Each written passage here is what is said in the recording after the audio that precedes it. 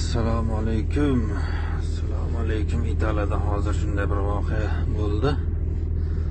Ana politsiya kelishdi.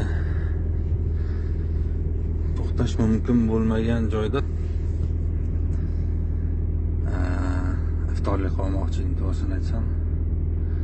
Shu politsiyalar to'xtadi, keldi-da. Favqulodda vaziyatda to'xtaydigan joyda to'xtabsiz. Eng ko'pi 860 euro shtraf. Eng kami qancha ham dedi-da. Keyin mayli dedim.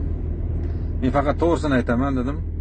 Agar shtraf qilsangiz qiling, bo'lmasa o'zingiz bilasiz dedim. Men musulmonman dedim. Iftorlik qilmoqchi edim, to'xtab duo qilib o'qib namoz o'qib, ruschada tarjima qildim men. Iftorlik qilib ozgina suv ichib namoz o'qib ketmoqchi edim desam, kutilmagan nima? Men sizni diningizni qattiq hurmat qilaman deydi.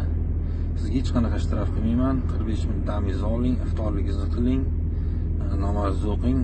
Oq yo'l faqat, keyingi safar bu yerga to'xtamaydi. 5 italiyani gaylariga. Gap yo'q.